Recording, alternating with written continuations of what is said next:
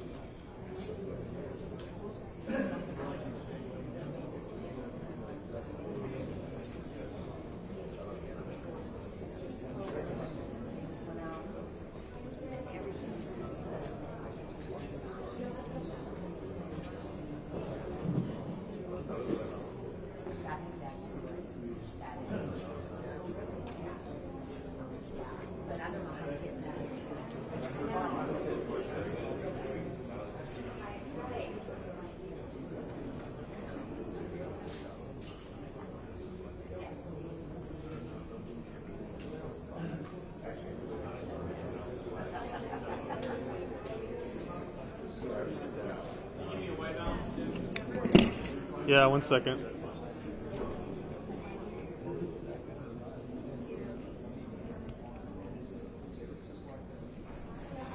We'll do a quick mic check, Adam.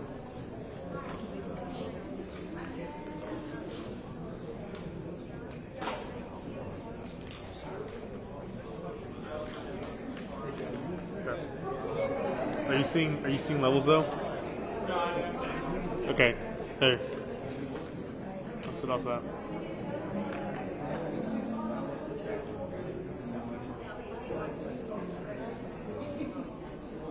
Good? Cool.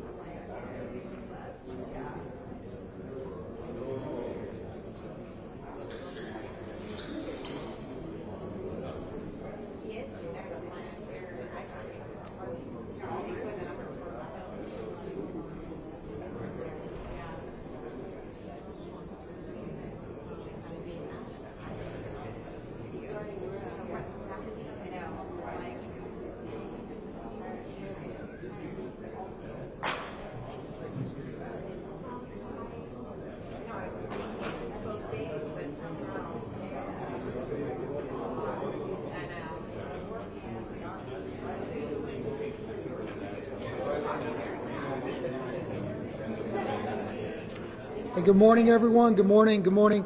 Oh, relax, relax, relax. I've just got some housekeeping notes that I want to pass out to everyone. So please get to where you can hear me. I will project my voice. Hopefully we will start at 10 or very close to that. However, that's not a promise. My name is Jonathan Lamb. I'm the PIO for City of Kerrville. A few things I would like y'all to be aware of. One, a very important note. The temporary flight restriction is still in effect. Flying drones will and have been interfering with our response and recovery. We're asking everyone to adhere to this directive. You are not allowed to fly drones anywhere over the river corridor, anywhere in Kerr County, because they are interfering with rescue operations. Next, media hour. It's our intent to set aside an hour each day to make some of our leadership available for one-on-one interviews with y'all. This is above and beyond these daily press conferences that we're doing here. These interviews will be 3 to 5 minutes in length, and we're going to hold those between 1 and 2 p.m. Obviously, we won't be able to accommodate every outlet. If you're an affiliate, we ask that you coordinate among your colleagues from your network. You can request interviews by emailing our Joint Information Center at JIC at kerrvilletx.gov. That's JIC at kerrvilletx.gov, and I'll repeat that again in just a minute. Our unified PIO team will confirm your interview, your time, and who you're going to be able to interview at least an hour in advance. You're welcome to request specific leadership, such as the sheriff or the city manager. However, due to the fluid nature of response and the quantity of requests that we're likely to get, we cannot commit to honoring 100% your requested interviewees. Footage. Our joint PIO team will be in the field today, and we're going to be collecting images and B-roll of response and recovery efforts.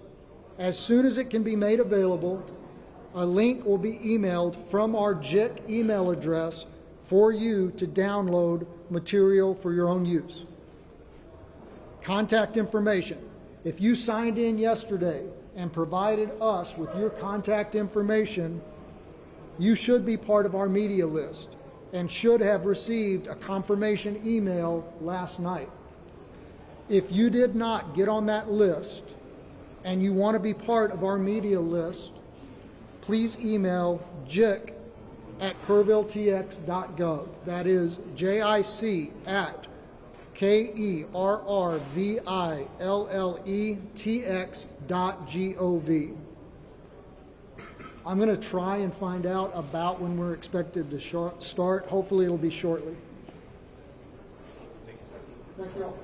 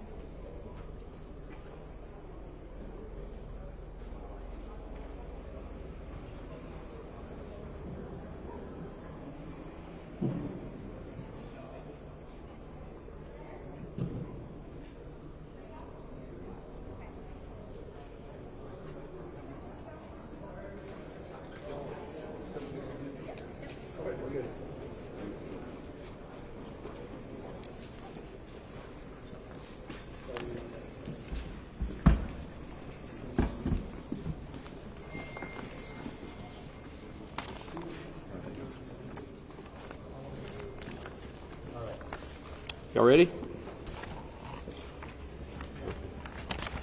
Okay, this will be our July 7th, 10 a.m. Briefing. Search and rescue operations are ongoing throughout Kerr County. We're using assets from local, state, and national first responders. Hundreds of trained first responders are working every aspect of this emergency.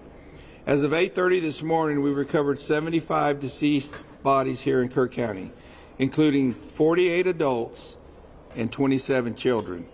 Of this 48 adults and 27 children, 15 adults and 9 children are pending identification. At present, there are 10 campers from Camp Mystic unaccounted for and 1 counselor. We continue to offer our condolences to those affected. Reuniting the families remain our top priority here on this operation. Please note that Highway 39 of an Old Ingram Loop remains closed to the public. Other than those who live in that area would not be allowed out there. I will now turn it over to Senator Cruz. Oh, sorry, City Manager Dalton Rice. Good morning, Dalton Rice, the city manager for the city of Kerrville. As everybody knows, we are working in conjunction with the city under a unified command response and again, a lot of devastation. Our hearts go out to the families and the victims. We want to continue to work together as a community. We love the media support on this to be able to communicate that message, communicate family, communicate togetherness, and we really appreciate all the support and helping us be able to do that. Search and rescue, as the sheriff said, search and rescue operations will continue today from Hunt in North Kerr County all the way to Canyon Lake in Comal County. Now, we're only focused on the Kerr County side, but we wanted to talk about that because for a linear from Hunt all the way to Comal County in a straight line distance is over 100 kilometers. This is a massive field that is happening. And again, this is unprecedented flood events. So we are still currently in the primary search phase, which is the rapid one. They are running it, we have different segments that are gridded out. Each one of those segments are taking anywhere between an hour to 3 hours, up to 2 kilometers for each segment. So what that means is they're running into a lot of technical challenges with terrain, with water, even potentially, with weather, in the rising fields. We've talked about this before. Volunteers stay out of the way because if we start getting weather reports and all the other complications that are out there, we then have to pull off of those search and rescue missions to be able to communicate to those volunteers to get off, to make sure that they don't become victims themselves. Those operations involve 19 different local and state agencies, in addition to conducting primary and secondary searches. They will be conducting welfare checks on areas in North Kerr County impacted by power outages. And when we say search and rescue operations, that is boat, walking, on the ground, dogs, drones. Again, keep personal drones out of the air, helicopters. We do have other assets that are continuing the search as well. As of present, KPUB, which is the Kerrville Public Utility Board, is reporting continued power outages between Hunt and Ingram along the South Fork of the Guadalupe River in Hunt. In the South Fork area, there are approximately 40 down power lines and significant infrastructure damage. KPUB has brought in additional utility personnel to help with restoration, but it's not possible at this time when the power is going to be restored. There are some substations along with those power lines that we are still trying to get access to just from debris buildup or them being completely wiped out. So we do not have an estimated time on when those are going to be fixed. We continue to have substantial number of requests for volunteers, as I said before, and donation opportunities. We are asking those who want to volunteer to contact the Salvation Army in Kerrville by phone at 830-465-4797 or in person at 855 Hayes Street in Kerrville. Monetary donations can be made on the Community Foundation of the Texas Hill Country's website at www.communityfoundation.net. They have a Kerr County Relief Fund set up on that site. And I will now turn it over to the Mayor, Joe Herring. Thank you for being here. I need to tell my community and those families who are waiting, this will be a rough week. Primary search continues, and we remain hopeful every foot, every mile, every bend of the river. Our work continues. You need to know that we have been blessed with help from the community, from the state, and the nation. We have trained experts who are helping in this effort. If you want to volunteer, it is important that you contact Kerrville Salvation Army and register. Dalton gave that number, but I'm going to give it again. 830-465-4797. We need focused and coordinated volunteers, not random people just showing up and doing what they do. We need to work together. As Dalton said, donations have been flowing in from around the world to the Community Foundation. Again, that website is communityfoundation.net. Please follow the City of Kerrville's Facebook page for updates. They're accurate. We take a lot of time to make sure we send out information that will be helpful, not only to residents, but those who are visiting. I've said this 100 times, and I will say it again. We need your prayers. We need your prayers. Thank you. And now, Senator Ted Cruz.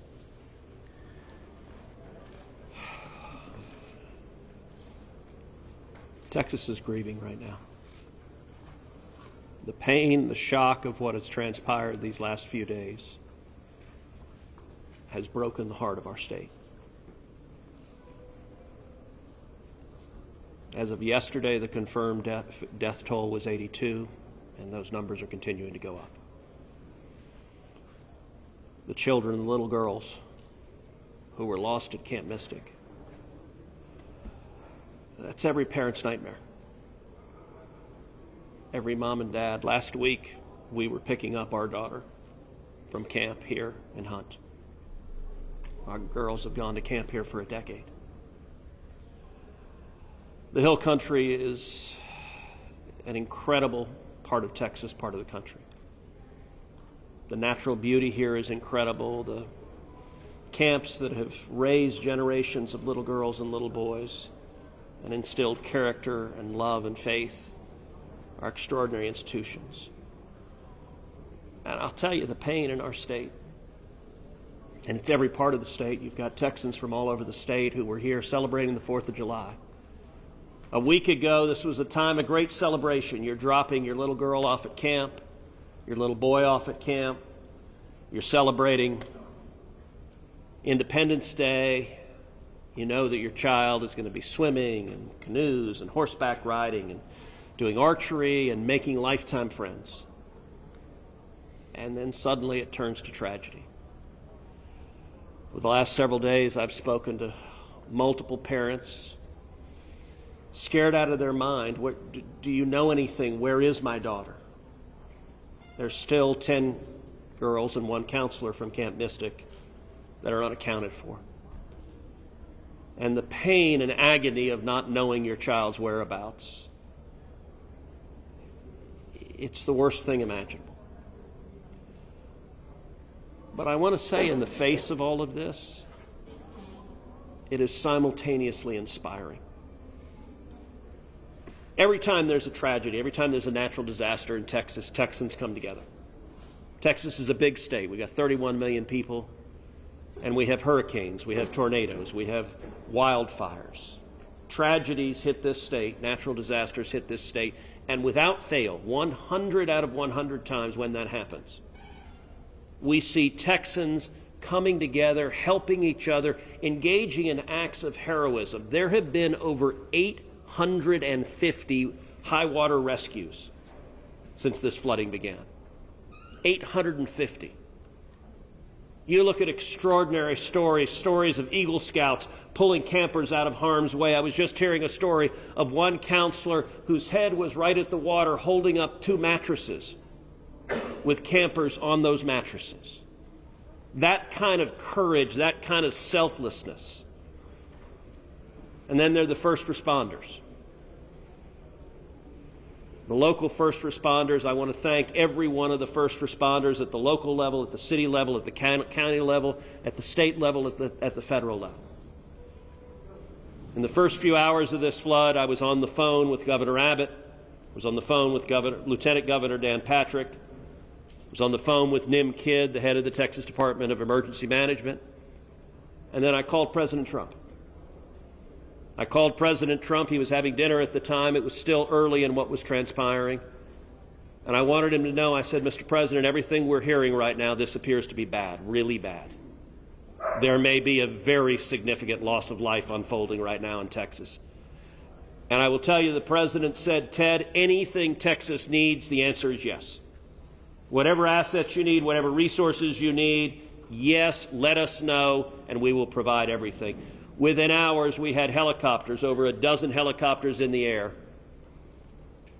National Guard, DPS, game wardens, Coast Guard, doing search and rescue, reaching down. We've all seen the videos of little girls being pulled up, hoisted out of harm's way. Incredible courage and heroism.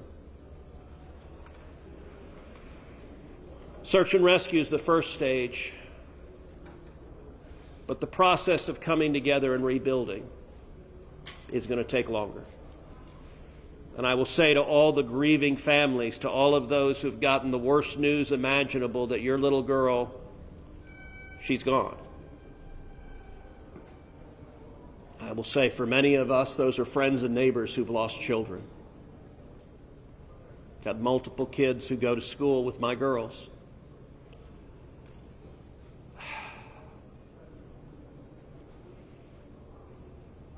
The mayor asked for prayers. And I want to say thank you to the millions of Texans, to the millions of Americans, to the millions of people all over the world right now who are praying for Texas and praying for those parents. Going through this grief, it is going to take love, it is going to take friends and family embracing and hugging and holding them while they weep. And it's going to take the church. With every disaster, one of the things we see here in Texas is the church steps up and the church helps and the church feeds and clothes and comforts. This morning I met with a group of chaplains who've been going through the incredibly difficult process of talking to mom and dad after mom and dad who just lost the most precious person they ever knew. And those chaplains are just trying to love them and show God's love. So I want to say we will come through this. To those in the midst of grief right now, that might seem hard to fathom. But Texas will come through this. And I just want to say thank you. I want to say thank you to these gentlemen here who are working. They are not sleeping. They are working every day. Thank you to the families. Thank you to the Salvation Army. Thank you to everyone who is just reaching out and saying, how can I help? We will come through this, and we'll come through this together. Thank you. And now we'll take questions. Senator, you talked about how no kids here and taking your own kids to camp. Was it ever communicated to you that there was a need, that it was a priority to have a warning system so people had a chance to escape something like this? Well, listen, I think anytime you're dealing with major rivers, there's a risk of flooding, and there's always been a risk of flooding, particularly on the Guadalupe River. I will say, in the wake of every tragedy, there are things that are predictable. One of the things that's predictable is that you see some people engaging in, I think, partisan games and trying to blame their political opponents for a natural disaster. And you see that with a hurricane, with a tornado, with a wildfire, with this flooding, where people immediately say, well, the hurricane is Donald Trump's fault. Look, I think most normal Americans know that's ridiculous. And I think this is not a time for partisan finger-pointing and attacks. Now, after we come through search and rescue, after we come through the process of rebuilding, there will naturally be a period of retrospection where you look back and say, okay, what exactly transpired? What was the timeline?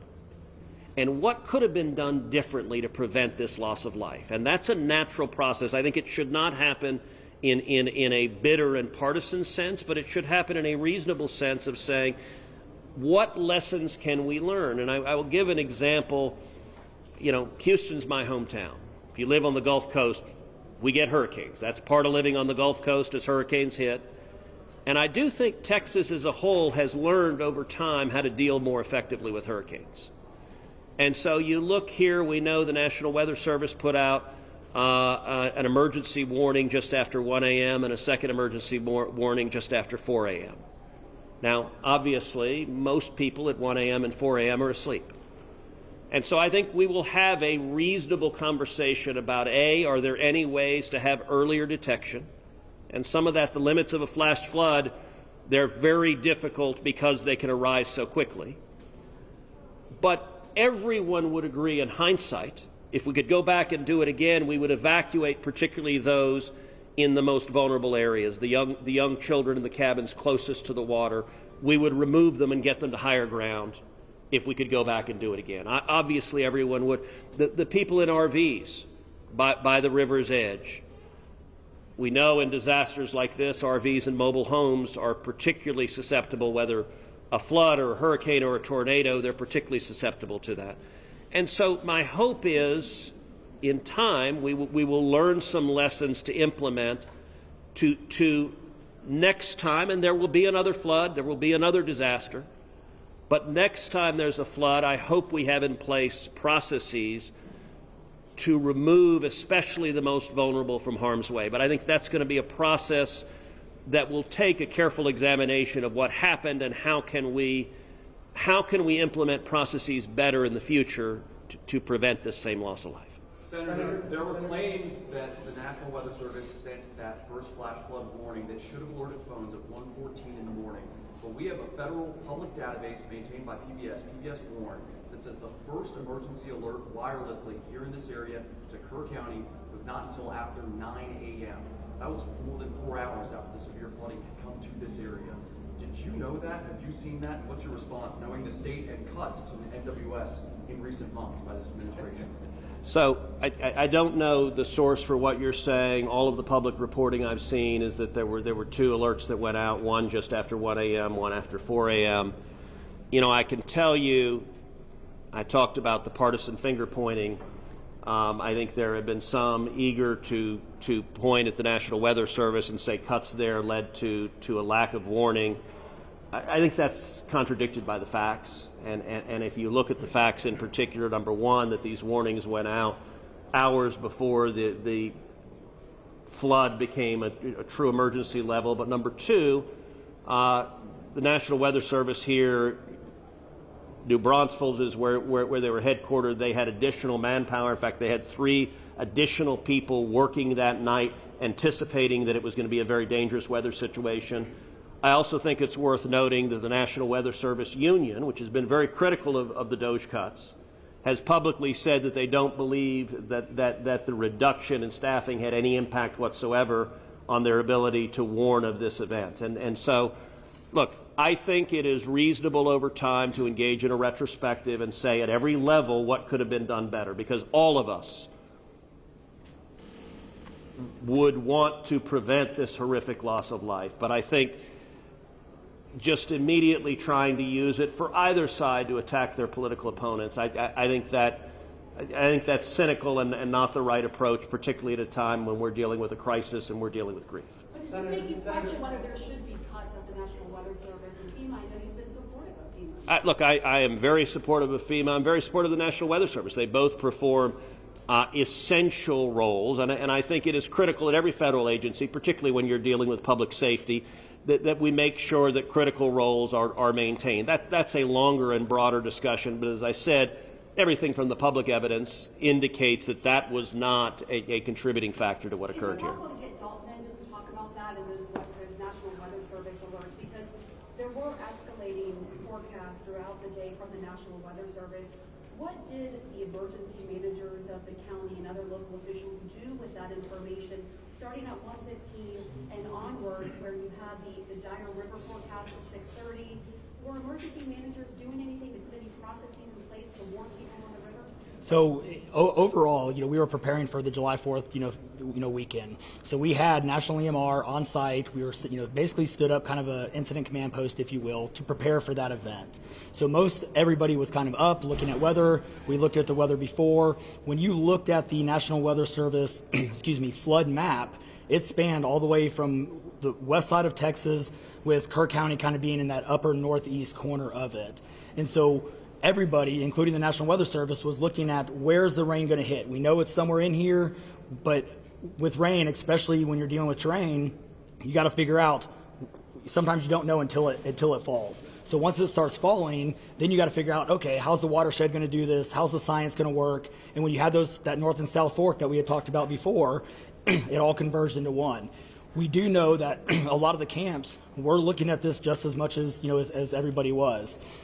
With the rainfall percentages, even the National Weather Service had looked at, and don't quote me on the numbers, but it was anywhere between 1 to 7 inches. We got significantly over that. And again, when it goes into very congregated areas and how that watershed shifts into the rivers, that impacts things.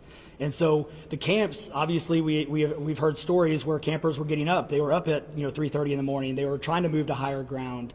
And the other interesting part of the terrain, and we've talked to UGRA folks as well. This is the headwaters of the Guadalupe. This is the beginning. This is where everything forms when it comes into the North and South Fork. And so as those things develop, it develops very rapidly, very quickly, and this rose very quickly in a very short amount of time. And so those campers that were able to do that, it worked. There's been the other question, and I'll just give this one out. Evacuations. Well, why don't we evacuate? Well, evacuation is a delicate balance, because if you evacuate too late, you then risk putting buses, or cars or vehicles or campers on roads into low water areas trying to get them out, which then can make it even more challenging, because these flash floods happen very quickly. That's what. We saw that in 1987, but was there any call for evacuation earlier when it wasn't too late? Was there any discussion about that among the officials? So, repeat your question. Was there any discussion to evacuate or activate any emergency plans before it was too late, where it would be very dangerous like that? Well, so again, just like disasters in Texas everywhere, it's very tough to make those calls, because what we also don't want to do is cry wolf. We don't want to make sure that we activate it at the right time. It is very difficult, very challenging, especially with this. We're looking at 100 kilometers, right? That's a big straight line distance. That's not even along the river. These areas take a lot of time to get out to. So even when first responders were on the ground at 3:30 in the morning, and we had reports, we had first responders that were getting swept away, actually responding to the first areas of rainfall. That's how quick it happened. First responders who have experience, who are Swiftwater qualified, were driving as soon as the rain started falling, were driving to these areas, and one of them got swept off the road. One last question, everybody. One last question. Between 1 and 4 a.m. from local law enforcement to the camp, saying, I know you can't get buses in an hour, but was there anyone telling the camp between 1 and 4 a.m.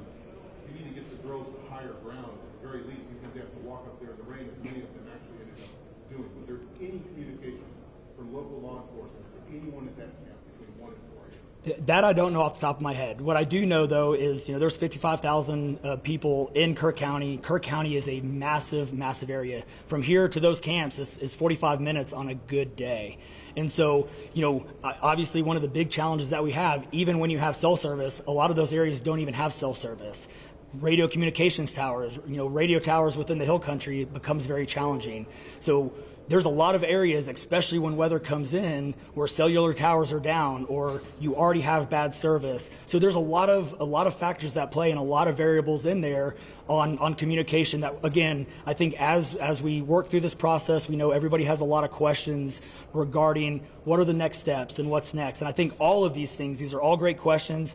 And as we continue search and rescue and as we continue to move to the next step, we definitely want to dive in and look at all of those things, from cell service tower to radio communications, or emergency alerting. Any of those things, I think we all really need to take a look at and review. And we're looking forward to doing that once we can get the search and rescue and stuff complete. In regards to the total number of, before I say anything else, I just want to say thank you to you, all the first responders, everyone involved.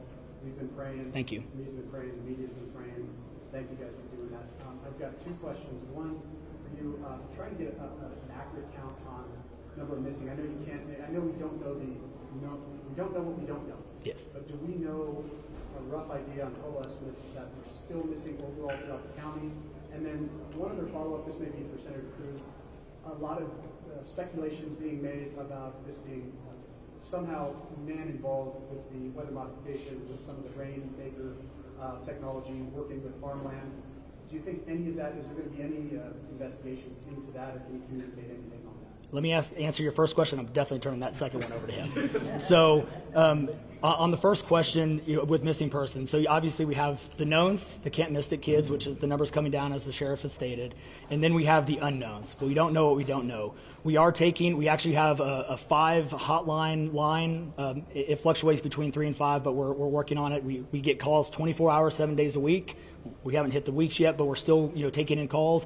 We are collecting all that information. So we don't have a solid number that we're willing to talk about right now. We do know that it is a lot, because we also are getting a lot of fake calls. You're looking. This is a worldwide discussion, and we're dealing with scammers. Victims' families are being reached out to, saying that they have their kids pay me money. It's heartbreaking. It's absolutely heartbreaking. We're dealing with with mental health issues where people are calling saying they have visions. All of these things we're dealing with on a day-to-day basis, and we're having to vet this information, and it becomes very taxing on our people. Again, this is an extremely heartbreaking. This is, if not the worst, one of the worst disasters in this region in a very, very long time, even beyond 1987. And but we're best estimate, like dozens or hundreds, or just to give people an idea? a lot. So, Yeah. yeah, let me. Yeah, Not to get into the weeds on, people are asking lots of questions, and where should we start the investigation? To the best of my knowledge, there is zero evidence of anything related to anything like weather modification. And look, the internet can be a strange place. People can come up with all sorts of crazy theories. What I know is a reality is that a whole lot of Texans are grieving right now. I will tell you, I was visiting with one parent who was talking about online, being harassed online because their information was public that they had a little girl who was missing at Mystic. And look, there are a lot of people who are messed up, and my call for everyone, there's a time to have political fights, there's a time to disagree. This is not that time.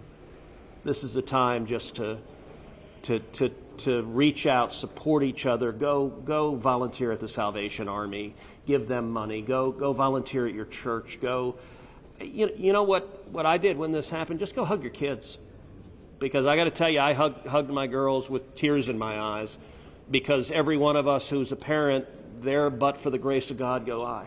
And nothing will fill the void in these moms and dads' hearts, but they'll make it through it. And every one of us, we have an obligation to come through and help them make it through it. And look, Texas will come through, and let me say, Kirk County, the Hill Country is incredible. It is beautiful. And these summer camps, Camp Mystic is an incredible Texas institution. For a century, it has made a profound difference helping young girls become strong women in Texas and across the country. And so, for me at least, I'm praying for these camps. I'm praying for all the campers, everyone implicated, everyone impacted, and I hope we come together and stand as one doing that. Thank you. Thank you, everybody.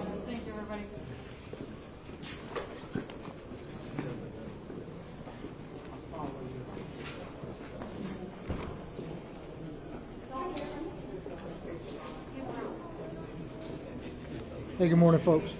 If you were not here earlier, I put out some housekeeping notes. I want to repeat that. A couple of important things to note. Temporary flight restriction is still in effect. Flying drones will and they have interfered with search and rescue operations.